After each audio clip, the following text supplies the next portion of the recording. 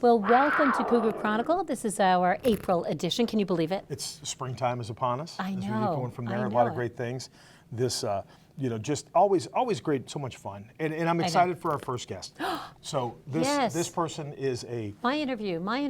you can, yeah, you My can. I'm going to interview. I'm going to Yeah. introduce him, but you can do the interview as we go. So we got Mr. love Larry him. Elliot, who is our Student Services Director, which great to have you here. Thank you so much for being Thank you here. for inviting me. joining Yeah, us. which Oh. he's here under duress. Yeah, as you he can is. tell. I know. He's so excited to be here. So, when we talk Student Services Director, it's a fancy title for Larry gets all the jobs that we Right. can't always find somebody to do. Everything under the sun Exactly. is how I Yes, explain yes, it to comes- people. Right, it all gets So collected we- and put on his desk. You've heard Swiss Army knife before, but Larry truly Yeah, is the Swiss yes, Army knife of the absolutely. district. Because we're talking special ed, counseling, nurses, Yes. Yes. outside service providers. The fun one that he said, no matter what happens, you could never take away from me, transportation, right? Absolutely. Absolutely. You could have it when you Yes, pry yes, out of my that's cold right, dead right, fingers. I think you'd get rid of that one first if we could Well, do that. I think we need some perspective. So, Larry, you are one of the longest standing members of the district. Tell us your background, how long you've been here for. I arrived in 1998 as a special education teacher, so I'm in my 27th year here in the district. It's a long time. Yes. And then the 16th year as the Director of Student Support Services. Well, you know, Larry's always was that go-to guy. Yes. So when we heard he was applying for student services, everyone went like this, to head that up. So you've done, boy, and it's been an evolving job over those Absolutely. years. It has changed. It yeah. really has. What do you think are some of your biggest challenges that you've faced? Well, I think the students, not necessarily the number of students, but the needs of the students, the Right. social emotional, the behaviors have definitely increased since when I have started. Right. That's a big change. Well, and I think his team has gotten probably a lot bigger. When you talk about you were the director of student services, but underneath you, what is that chain of command look like? When I started, it was just me. Yeah. Okay. And then I had a couple of teachers that kind of oversaw special education in the buildings. All right. And they were under teacher contract. But I worked for many, many years to try to get some more support. So we removed those teachers and added administrators. So now I have 4 other special education administrators throughout the district in the buildings that are my eyes and my ears to help me with my job. Gotcha. So it went from really a one-man show, Correct. which is what it was, to now having administrators in every single building. Well, 4 administrators in the buildings. Yeah. Oh. Yeah. So there's 4 associate directors that work under. So. Oh, there is.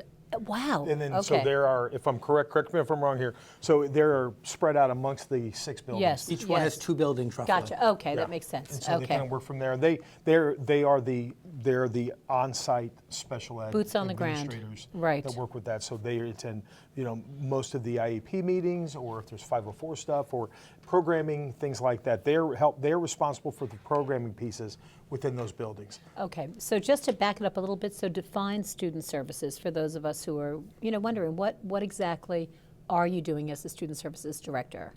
Well, and as Mr. Fortney had said earlier, student services is anything about the students. Right. So we're talking about special education, Right. school counseling, Gotcha. nursing services, tutoring, Gotcha. English as a second language, and busing. Gotcha. So we did touch on it. I just want to A little bit of reinforce it because it's everything that involves Anything the homeless student. students falls into that category. Yep. Yes. I mean, it literally is the buffet of if it involves touches a kid. Right. Now, as far as those kind of would say Maslow needs, but the idea, and then supported with that then becomes our principals and our assistant principals that work in conjunction with Larry and his team to really get the whole kid. Gotcha. And go from there. So they're supporting the academic pieces. How do we get a kid to and from school? If a kid has, if a kid gets hurt, what happens there? If a kid needs leveling for educational outcomes, so then student services, special ed, Accommodations, IEP, modifications. all that stuff Right, comes in. right. So you have all these things that it's this great big juggernaut of a machine that is built around making Right. kids successful. Right. And there's so many moving parts that come with it. And so obviously when you have all those titles, he can't do all of that by himself because he's doing all the programming and the financing.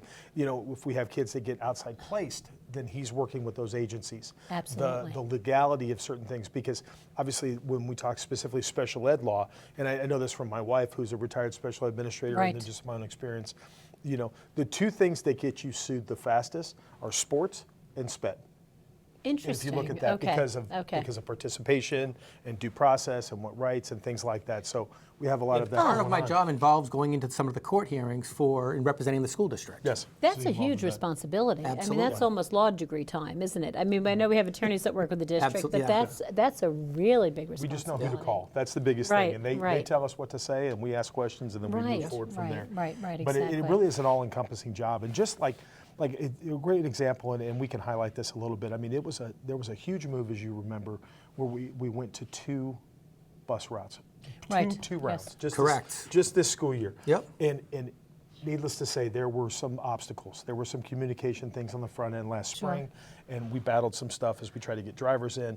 But all of that stuff fell on Larry. Larry is the direct liaison with STA, Student Transportation of America. Oh, you so are? they work Okay, directly yeah. with there.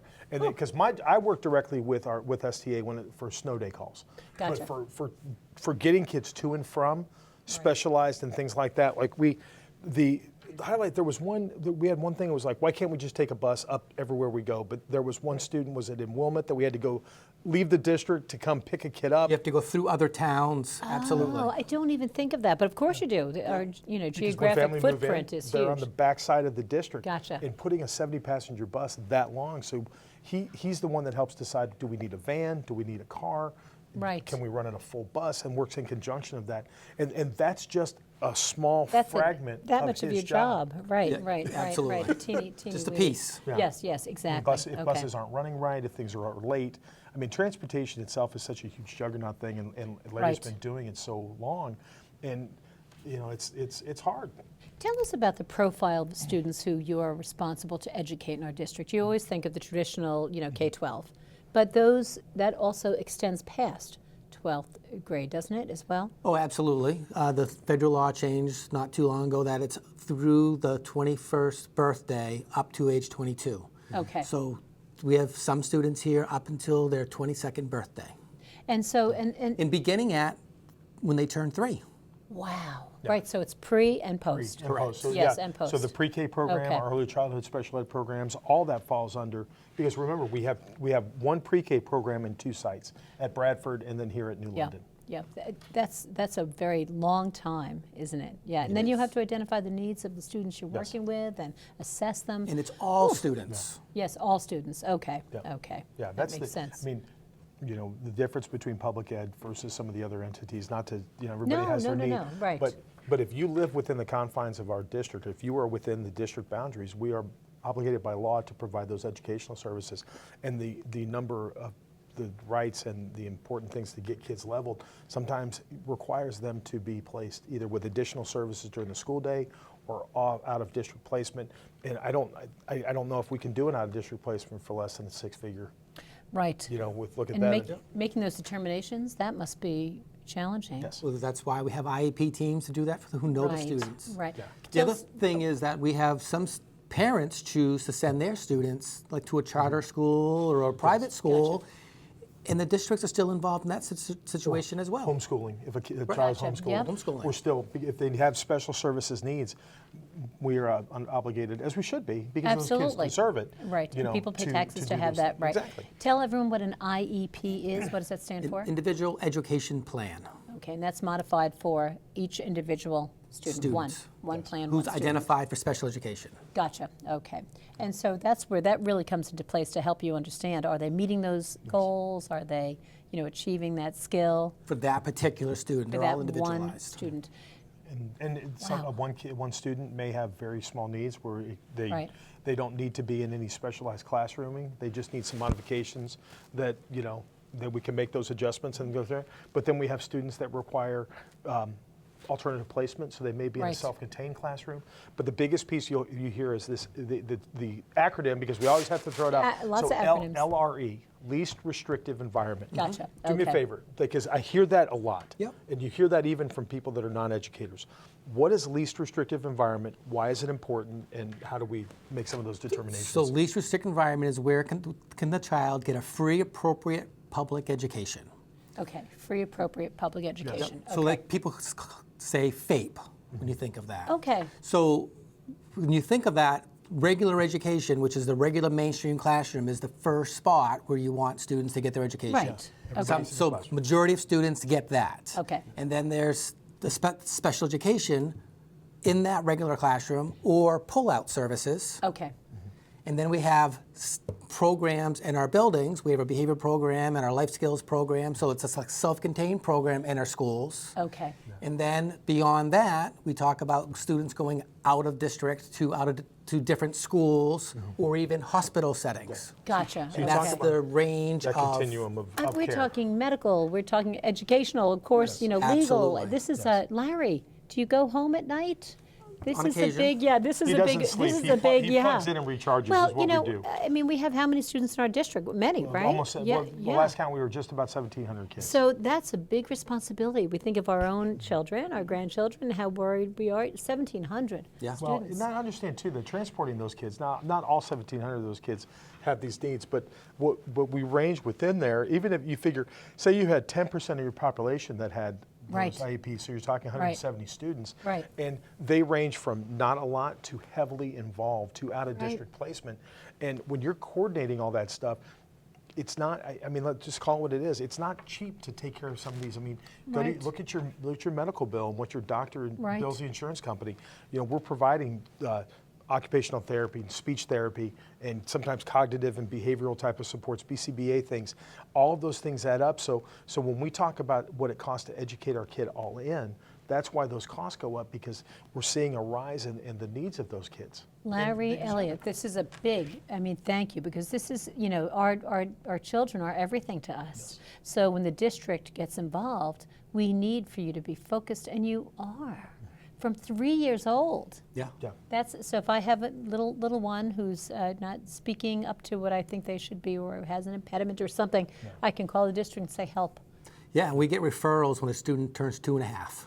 Wow. Yeah. And that's when we have to have an IEP in place for that child on their 3rd birthday, so they get services on their 3rd birthday. Yeah. You understand too That's a lot. that we also run concurrent programming within our pre-K for students that aren't identified, so just kids that want to be Right. in pre-K. Yes. And we've got a waiting list of that, because one of the biggest, when we talk about least restrictive environment, all the research, we constantly come back to the research, says that students learn best when they're with their peers. And so disabled peers work best when they're non-disabled peers, that Right. mainstreaming piece. So we want to maintain, we maintain that ratio. So it's not just limited, so Larry's world is not just limited to students that have needs, but also just that have, they need to be developed. That's so right. We look at our pre-K program as well. So we have that mix, and that's all under his umbrella and his roof. We, we're getting the signal to wrap it up, and I feel like you just sat down. That's what it feels like.